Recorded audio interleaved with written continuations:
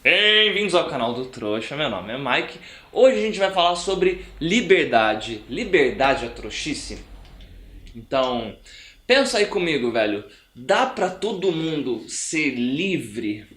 Existe liberdade plena? Então, vamos falar um pouquinho de livre-arbítrio, que é um negócio que é bem polêmico e é interessante, ó. Eu falei isso no primeiro vídeo, né? Que ninguém escolhe existir. Para você, ó, isso é um exemplo simples de um axioma, tá? Seria uma verdade autoevidente, tá? E uma dedução lógica. Então vamos lá. Para você fazer uma escolha, você precisa primeiro existir. Parece meio burro eu falar isso, mas ó, pensa, é muito simples. Como que você vai escolher alguma coisa se você não existe? Se você não existe, você não faz nada, você não existe, caralho. Então, para você fazer uma escolha, antes você precisa existir. Então é impossível, logicamente falando, você fazer uma escolha sem existir. Então, você não escolheu existir. Essa condição foi imposta em cima de você. Você não escolheu as circunstâncias que você iria existir. Dependendo, se você tiver uma visão mais espiritualista, né? Se eu não me engano, acho que os espíritas pensam assim, talvez quem seguiu a Umbanda também, que eles mais ou menos você está num plano espiritual e aí você escolhe o momento que você encarna, que você vem aqui para a Terra e tal. Mesmo assim, o seu espírito já existia, então você já existia como indivíduo. Né? Isso é uma dedução lógica, tá? E eu estou desconsiderando argumentos baseados em fé ou em doutrinas ou em doutrinas religiosas, tá? Eu estou desconsiderando isso. Então, você não escolheu existir. Aí você nasceu, você veio aqui nessa merda, né? Ou no mundo, né? Às vezes você ama o mundo, as coisas, enfim. As condições foram impostas. O que você escolhe? Continuar existindo ou não, e você escolhe as suas ações. Cada ação que você faz é uma escolha que você fez. Né? Você selecionou na sua cabeça meios para você alcançar um fim. Tá. Então, essa ideia simples já meio que refuta aquela ideia de todo mundo é plenamente livre, que livre-arbítrio pleno, sem nenhuma restrição exista. Não existe porque você não escolhe as regras do jogo, o tabuleiro, as condições e nem os jogadores que vão estar no seu time ou no time adversário. Você só escolhe a maneira que você joga esse jogo da vida, tá? Então, livre-arbítrio pleno não existe. Ponto. Segunda parte, segundo ponto importante. É possível a gente viver em sociedade e ser 100% livre? Eu tive uma ideia aqui, por isso que apitou. É possível a gente viver em sociedade e ser 100% livre? É contraditório também. Se todo mundo é 100% livre para fazer tudo, você inclusive é livre para escravizar outra pessoa, para matar uma outra pessoa, ou seja, para restringir a liberdade dela. Então, 100% livre é contraditório, porque vai sempre gerar algum tipo de conflito. Então, as pessoas vão ter a liberdade delas privadas por outras pessoas, né? Que vai ser sempre aquela coisa do mais forte ou os mais fortes, subjugando os mais fracos. Então, como que a gente resolve isso? A gente tem que ser livre, mas a gente tem que ter uma regra que evite algumas coisas de acontecerem. E para resumir, o que seriam as coisas que deveriam ser proibidas, que essa regra deveria proibir? O critério mais simples é iniciar, eu falo isso quase todo vídeo, iniciar agressão contra inocentes. Isso deve ser proibido, por quê? Você pode ser livre, logicamente falando, imagina uma sociedade, um arranjo social ali.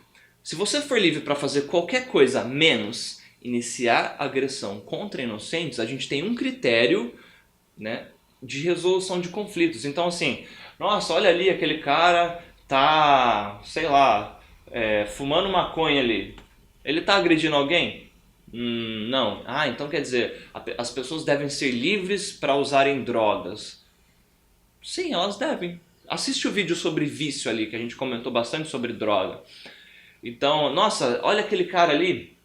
Ele tá dormindo na frente da casa dele, ali no quintal dele, de cueca. Ele tá agredindo alguém? Não. Ele tá usando a propriedade dele ali. Tá. Tá? Ele deve ser livre para fazer isso. Então qualquer coisa que você pensar que pode gerar um conflito, né?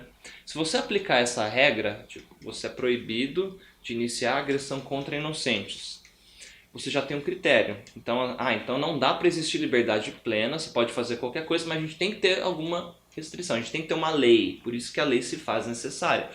Você pode viver sozinho? Até pode. Aí, se você for viver num local completamente isolado de outras pessoas, é só você ali, aí você não vai precisar de uma lei. A lei, ela existe justamente para facilitar e resolver conflitos. É para você ter um critério objetivo para solucionar conflitos, tá?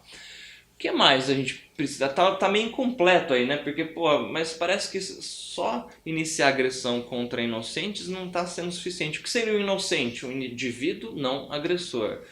A gente vai precisar de uma regra também para falar quem pode fazer o que em qual momento e usar o que.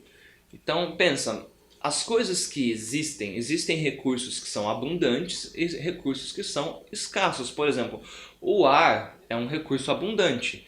Então, você vê treta por causa de ar? Você imagina pessoas brigando por causa de ar? A não ser que, sei lá, você esteja no elevador com um monte de gente, alguém peida, aí sei lá, fica, meu Deus, aí tem uma janelinha ali, aí a galera vai tretar para enfiar o nariz na janelinha para conseguir respirar um ar sem peido. Mas no geral a gente não vê brigas e conflitos por causa de ar. Por quê, Mike? Porque é um recurso abundante. Agora, pensa em recursos que são escassos. Quando eu digo escasso, quer dizer, não tem em abundância, obviamente, não são infinitos, tá? Então, o fato de vários recursos, terra, comida, água, espaço, pessoas, né? O fato desses recursos serem escassos gera conflito, porque mais de uma pessoa quer usar aquele recurso ao mesmo tempo, e aí como que duas pessoas às vezes vão usar a mesma coisa ao mesmo tempo? Ou elas vão ter que fazer um acordo, certo? E lembra do vídeo da semana passada sobre moral e ética, isso é importante. Você não tem obrigação ética de ser uma pessoa boa, né? Você tem uma obrigação ética de seguir aquela lei e não iniciar agressão contra inocentes. Senão, se você fala, não, eu quero iniciar agressão contra inocentes, então você está querendo dizer que qualquer momento qualquer pessoa pode te matar ou fazer qualquer coisa com você, porque aquilo que você faz para o próximo é automaticamente entendido que você concorda que seja feito contra você. Você não é especial eticamente falando, uma exceção à ética, ela tem que ser válida para todos. Então, a gente vai precisar de um critério para falar quem pode usar o que em qual momento. Como a gente resolve isso? Logicamente, a gente pode chegar num critério. O dono daquela coisa é quem decide. O dono é quem decide. Como que alguém vai virar dono de algo? A gente vai ter que estabelecer outros critérios. Então a gente pode pensar o seguinte, ó. Vamos supor que você esteja ali, você encontre uma coisa que não tenha dono. É muito difícil hoje em dia, porque a gente tem o Estado, que é dono, entre aspas, de tudo.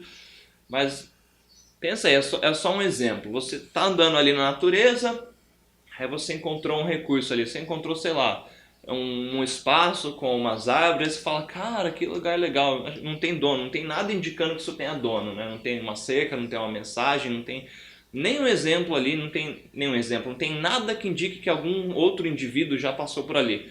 Você fala, mano, eu acho que vou cercar isso aqui, vou cortar um pouquinho dessas árvores, fazer uma cabana para mim, e você criou a sua casa ali, né? Cercou aquele pedacinho, então você colocou uma informação visual que uma outra pessoa consiga entender, opa, alguém fez uma alteração naquele recurso, naquele espaço. Aquilo virou uma extensão de você. Você misturou o seu trabalho com aquele recurso escasso. Então tem um pedacinho de você naquilo. Então você virou o proprietário daquele recurso escasso. Tá? E quando eu falar de propriedade, eu estou falando a pessoa que tem o direito de tomada de decisão sobre aquele bem ou aquele recurso. Então a única pessoa que tem, eticamente falando, né, e logicamente falando, que tem o monopólio das decisões sobre aquele recurso escasso deve ser o dono. Então, se algo é extensão de você, inclusive a única pessoa que deve ter o monopólio das decisões sobre a sua vida é você. Caso contrário, seria escravidão. Se uma outra pessoa começar a decidir sem o seu consentimento o que você faz da sua vida e como você usa as suas coisas, e essa pessoa ou essas pessoas quiserem usar as suas coisas sem o seu consentimento, isso está sendo escravidão, está sendo um crime. Então, você virou proprietário de algo, aí você pode... Como que eu faço para se outra pessoa quiser usar aquele recurso? O proprietário é quem deve decidir. Então, você pode doar as suas coisas para outras pessoas, se você quiser. Você pode ceder as suas coisas para que outras pessoas usem, tá? Você pode... vamos supor que você faça ali herança, por exemplo. Você morre e aquilo que é seu, você quer doar para uma instituição de caridade, você quer doar para um amigo seu, para um parente seu, para a sua família, enfim. O que eu estou querendo dizer?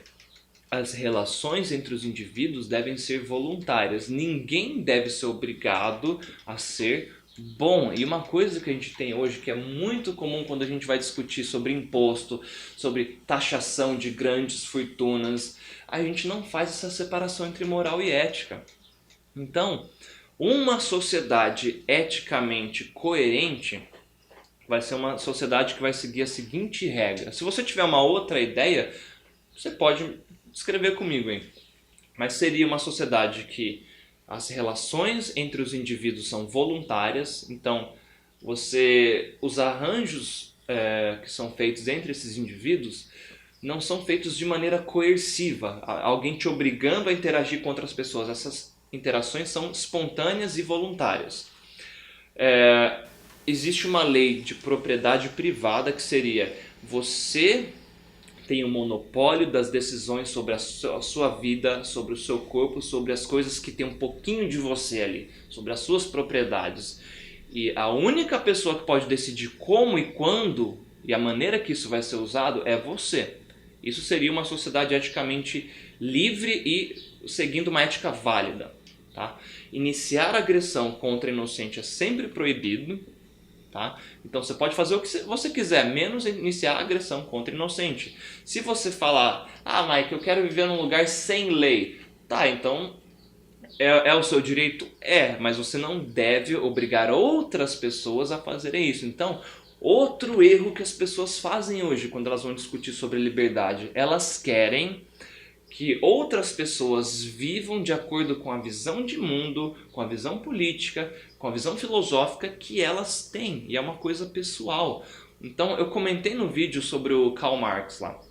Você não é trouxa se você seguir as ideias dele, é um direito seu. Se você concorda com os critérios dele, eu disse no vídeo, ele criou um critério arbitrário, ele desenvolveu um critério epistemologicamente objetivo, né, para fazer que o valor trabalho seja algo objetivo. Se você é um marxista, você concorda com as ideias dele, tudo bem, isso não te faz ser uma pessoa trouxa. Você vai ser um criminoso se você quiser obrigar outras pessoas a viver a vida delas dessa maneira. Então, é isso que eu estou querendo explicar para vocês. Você pode seguir a filosofia que você quiser, a religião que você quiser, ter os valores morais que você quiser, mas as relações que você tem com outras pessoas devem ser voluntárias. Se você quiser forçar outros indivíduos a viver da maneira que você considera correto, você está virando um filho da puta, um arrombado de merda, ou resumindo, um criminoso. Porque imagina, o mesmo direito que você tem, eticamente falando, de fazer algo, é o direito que as outras pessoas também têm.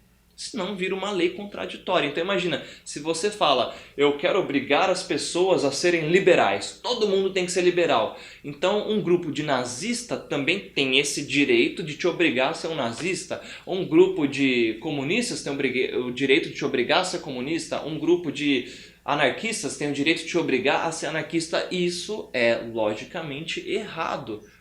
Então, um arranjo social livre correto seria aquele que as pessoas decidem voluntariamente participar dele. Não é algo forçado, não é algo obrigado. Se você quiser forçar indivíduos a viverem a vida deles da maneira que você acha correta, você está defendendo escravidão. Olha como é pesado isso, mano. Se você acha que todas as pessoas deveriam viver da maneira X ou Y contra a vontade delas, e é lógico, se você está querendo que pessoas parem de agredir inocente, aí você está querendo viver num arranjo ético, tudo bem. Eu tô querendo dizer, você tem um arranjo social na sua cabeça, você quer forçar o mundo inteiro a viver sobre esse arranjo social. Você está defendendo escravidão, tá? Isso é um erro. Então, resumindo, é possível viver numa sociedade completamente livre, completamente 100%? Não, porque a gente vai precisar de algumas restrições. Então, você pode ser livre para fazer qualquer coisa, menos iniciar agressão contra inocentes. A gente vai ter que estabelecer algumas regras e, numa sociedade realmente livre, 100% livre é impossível, mas realmente livre, que siga uma ética válida, as pessoas seriam inclusive livres para fazer regras dentro dessa sociedade. Então imagina, um grupo de pessoas se juntou e vão falar assim, ó, aqui, sei lá, imagina que isso era uma vila, um condomínio que seja, aqui só vai entrar quem for comunista. Se você for liberal ou tiver qualquer outra, você não entra aqui. A gente concordou, fizemos um contrato ali, pronto, faz contrato, né?